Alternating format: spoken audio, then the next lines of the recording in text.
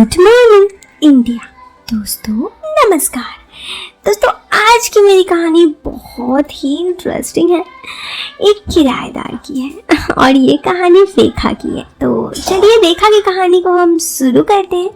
लेकिन उससे पहले अगर आप चैनल पर पहली बार आए हैं तो आप चैनल को जल्दी से सब्सक्राइब कर लें और सब्सक्राइब करने के बाद वीडियो के नोटिफिकेशन में जाकर ऑल नोटिफिकेशन ऑन करना ना भूलें। इससे हमारे चैनल की सभी कहानियाँ आप तक सबसे पहले पहुँचेगी। अब रेखा कहती है, मैं एक अच्छे परिवार से हूँ लेकिन मैं थोड़ी चालू हूँ। मुझे लड़कों के साथ घूमना बहुत अच्छा लगता है। मेरी सारी सहेलियाँ भी मेरी तरह है। और ये कहानी कुछ दिन पहले की है कि कैसे मैं अपने किराएदार से मिली। हम दोनों को जब भी मौका मिला तो हमने क्या किया, तो मैं बताती हूँ आपको। अब मेरी शादी हो चुकी है, मेरे पति सर्विस करते हैं, मेरा अभी कोई बच्चा नहीं है। मेरा घर काफ़ी बड़ा है जिस वजह से मेरे पति का 4 पोर्शन किराए पर दिया है। सभी के घरों में सर्विस क्लास के लोग होते हैं। किराएदारों में पति लोग जॉब पर चले जाते हैं और उनकी पत्नियां या तो घरों में होती है या उनमें से कुछ अपने काम काज के चलते घर से बाहर निकलती है। इस तरह से दिन में पूरा घर लगभग सुनसान रहता है।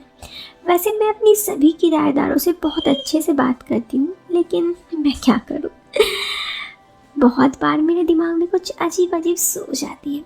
मेरे पति वैसे तो बहुत ही अच्छे हैं, जब भी उन्हें मौका मिलता है मेरे साथ रहते हैं, लेकिन मुझे हर रोज़ वो मेरे साथ चाहिए होता है। मेरे पति ऑफिस में काम की वजह से सप्ताह में 2 बार ही मेरे साथ रहते हैं और मैं इससे बहुत नाखुश हूँ। मैं सुबह से घर का काम करती हूँ। जब घर के लोग जॉब करने चले जाते हैं तो मैं घर पर अकेली ही रह जाती हूँ। मैं दोपहर में अपने किराएदारों से बात कर लेती हूँ। उनमें से ज़्यादातर स्त्रियाँ घर से जब निकलती है तब मैं बड़ा ही बोर फील करने लगती हूँ। मेरी सहेलियों के तो मौज है क्योंकि वे लोग अपने ही घर पर अपने बॉयफ्रेंड या फिर पड़ोसी को बुला लेते हैं। मेरे किराएदार में एक लड़का भी रहता है, उसका नाम सुरेश है। वह भी अकेला है, उसकी शादी नहीं हुई है। हम दोनों जल्दी ही दोस्ती की तरह रिश्ता बना लिए। मैं उसे बहुत पसंद करती थी, हम दोनों एक दूसरे से मजाक भी करते थे। वैसे सुरेश अच्छा लड़का था। क्योंकि वो लड़का रात में जॉब करता था इसलिए मैं उससे दोपहर में बात कर लेती। मैं जब भी कपड़े सुखाने के लिए जाती तो सुरेश भी मेरे पीछे आता। हम दोनों लोग छत में बातें कर लेते। जब उससे मेरी बातचीत ज़्यादा होने लगी तो वो लड़का मुझे देखकर डबल मीनिंग वाली बातें बोलने लगा। मैंने भी छोड़ दे दिया, इसलिए वो और भी ज़्यादा बिंदास हो गया। मुझे वो अपने लिए एक शिकार जैसा लग रहा था और मैं उसे अपने हुस्न की जाल में फंसाने की सोच रही थी। सुरेश मुझे अच्छा लगने लगा और बहुत ही ज़्यादा। मैं उसको अपने घर नहीं बुला सकती, इसलिए मैं उसे बात करके ही अच्छा फील करती। धीरे धीरे मेरा और सुरेश का रिश्ता प्यार में बदलने लगा। वैसे तो मैं हमेशा सलवार सूट पहनती थी, जब बहुत गर्मी होती तो मैं मैक्सी पहन लेती और सुरेश मुझे मैक्सी में बहुत घूर के देखता। सुरेश कभी मुझसे बात करते वक्त मेरी ओर देखता। वो मेरी ओर जब देखता तो मुझसे करीब आता। मैं भी उसको अपनी तरफ आकर्षित करने लगी थी, तो मैं भी उसको अब सब कुछ पहले से ज़्यादा ही अच्छे से बात करती। वो भी मेरे पीछे पहले से ज़्यादा आने लगा था।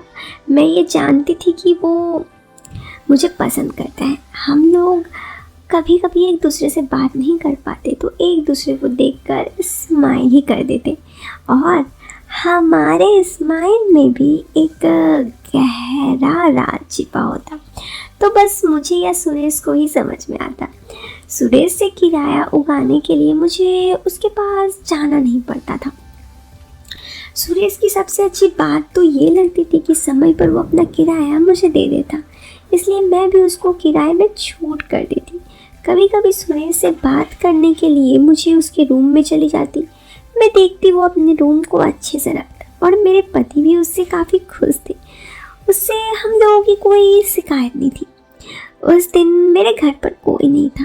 2 किराएदार अपने परिवार के साथ बाहर गए थे और एक महाशय अपने ड्यूटी पर गए थे उनकी बीवी भी दोपहर में किसी जगह पर काम करने चली गई। उस दिन मुझे बड़ी बिंदास मन था। मैं नहाकर छत पे कपड़े सुखाने चली गई। मैं कपड़े सुखा रही थी, तभी सुरेश पीछे से आकर जाता है। मैं उसको मना करती हूँ पर वो मान नहीं रहा था। वो मुझसे बोला कि मैं तो आपकी दीवाना हो गया, मुझे भी पता है आप मुझे पसंद करती हैं। उसकी ये बात सच में सुरेश को पसंद करने लगी और मैं वहीं पर उससे थोड़ी क्लोज आने लगी। कुछ देर बाद मैंने उसका विरोध ख़त्म किया और उसका सहयोग देने लगी। अब लेकिन थोड़ा डर था। कुछ देर बाद मैं उसे कही कि अलग हो जाओ, क्योंकि कभी कभी पड़ोसी के लोग भी छत पर आ जाते अपने कपड़े सुखाने। अगर कोई पड़ोसी मुझे अपने किराएदार के साथ ऐसे देख लेगा तो पता नहीं क्या सोचेंगे और मेरी बदनामी होगी। मैं उसे अपने रूम में आ गई। मैं रूम में आकर सुरेश के साथ बैठी थी तो उससे बातें करने लगी। मुझे भी सुरेश बातें करने में बहुत अच्छा लग रहा था। मैं ये सब याद करके लेटी थी और सुरेश ने दरवाज़ा खटखटाया। मैंने पूछा कौन? उधर से सुरेश की आवाज़ आई, मैं हूँ। मैंने दरवाज़ा खोला तो सुरेश अंदर आकर मुझसे बातें करने लगा। मैं उससे बोली आप अपने रूम में जाओ, मैं अभी आपके रूम में आती हूँ। तो वो मान गया, क्योंकि मेरे रूम पे अगर कभी कोई आ गया तो उसको शक होगा कि सुरेश मेरे घर पे क्या कर रहा है, इसलिए मैं उसे घर नहीं मानी। मैं कुछ देर बाद सुरेश के रूम पे चली गई। मैंने देखा सुरेश उस वक्त कुछ काम कर रहा था। वो मेरे साथ बिस्तर पर बैठा और हम दोनों बिस्तर पर बात करने लगे। उस वक्त मैं भी फ्री थी। मेरे घर के सभी लोग काम पे गए थे, बाकी बचा एक किराएदार और उसकी पत्नी, वो भी जॉब पर गए थे। सुरेश भी मेरे साथ बातें करते करते मेरे पास आ गया। मैं भी उसे रोकना नहीं चाहती थी, क्योंकि मैं तो चाहती ही थी। और फिर उसके बाद हम दोनों ऐसे ही थोड़ी देर तक रहे, फिर मैं चली गई। उसके बाद से हर रोज़ दोपहर में मैं उससे मिल लेती, और जो मैं अनजानी सी, एक अनछुई सी मेरे अंदर जो कमी थी वो धीरे धीरे पूरी होने लगी, क्योंकि सुरेश से बातें करना मुझे अच्छा लगने लगा। सुरेश के साथ रहने से मुझे ऐसा फील होता कि वो मुझे प्यार करता है। पता नहीं ये प्यार था या कुछ और, लेकिन मैं उससे काफ़ी क्लोज आने लगी।